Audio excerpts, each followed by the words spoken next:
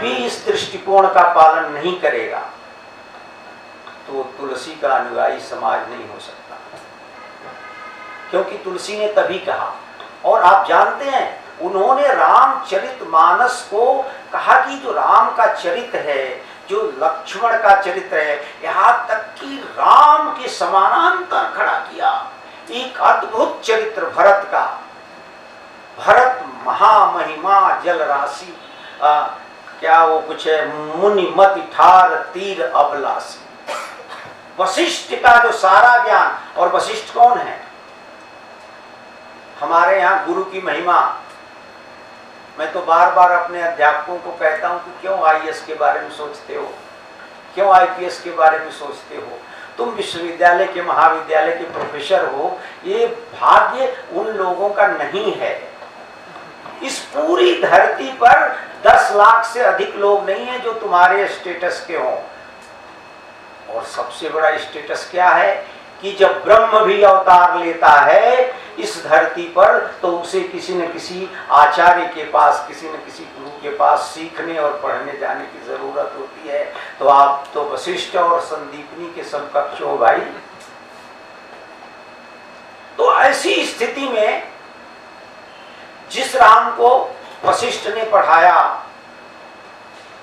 वेद पुराण वशिष्ठ पढ़ावहि सुनहि, वेद पुराण वशिष्ठ बखानहि, सुनहि राम यद्यपि सब जानहि, गुरु गृह पढ़न गए रघुराई, अल्पकाल सब विद्या आई। उस रामचरितमानस को उन्होंने सत्संग का पर्याय बना दिया।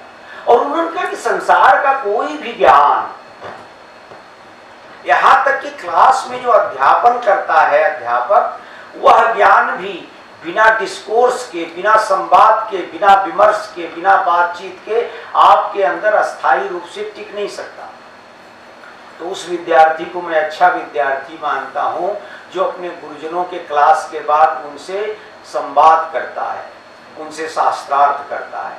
क्योंकि उस शास्त्रार्थ के बाद वह चीज उसके भीतर उसी तरह से बैठ जाती है जैसे हम कभी साइकिल चलाना एक बार सीखते हैं तो कभी नहीं भूलता, तैरना सीखते हैं तो कभी नहीं भूलता, लेकिन हम बार बार कहते हैं कि अरे अभी पढ़ा था और भूल गया। उसका एक तरीका है सत्संग, और सत्संगति महिमा नहीं कोई। तुलसी कहते कि सत्संग की महिमा से ऊपर कोई महिमा है नहीं। तो राम कथा को तुलसी ने सत्संग बना दिया।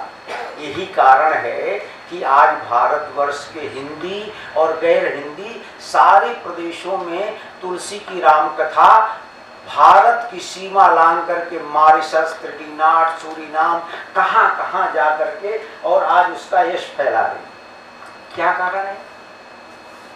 वो कहते कि वाल्मीकि नारद घट जोनी, निज निज मुखन कही निज होनी, थलचर नभचर जलचर नाना, जी जड़ चेतन जीव जहाना। अब ध्यान दीजिए, वो कहते कि चाहे वाल्मीकि हो, चाहे कुंभज हो, अगस्त ऋषि हो, वाल्मीकि, नारद, खटजोनी, थलचर, नभचर, जलचर, इन प्राणी मात्र ने मति, कीरति, गति, भूति, भलाई। मति माने बुद्धि, ज्ञान, नॉलेज। आजकल तो बहुत इंडियन ट्रेडिशन की बात होती है, भारतीय ज्ञान परंपरा की बात होती है। तुलसीदास कहते हैं कि भारतीय ज्ञान परंपरा का ज्ञान भी बिना सत्संग के आप नहीं प्राप्त कर सकते। तो मति, कीरति, यश, कहते हैं कि सारे संसार में जितने लोभ हैं उसमें सबसे बड़ा लोभ यश की कामना। तो मत, कीरति, गति, मोक्ष, निर्वाण, भूति, ईश्वरी, धन, संपदा और कल्याण, मंगल, जी जेहि जतन जहां जब पाई। कितना बड़ा वाक्य है। जिसने भी जिस प्रयत्न से जहां भी और जैसे भी पाया, इसके जानने का एक ही तरीका है, सो जानब सत्संग प्रभाव, लोक वेदना अनुपाय। लोक और वेद भी दूसरा कोई रास्ता नहीं है। और उस राम कथा को आप भाग्यशाली हैं, मैं तो कहूंगा कि हम सौभाग्यशाली हैं कि राम कथा जो वेदों से, संस्कृत से चलते हुए, उपनिषदों से चलते हुए, पुराणों से चलते हुए जब हिंदी साहित्य में आई तो उसका पहला उत्थान इतना सुंदर है तुलसी के रूप में कि उसका कोई वर्णन मैं कहूं तो ये सारा का सारा शाम के 5 बज जाएंगे केवल तुलसी पर, लेकिन कम से कम हम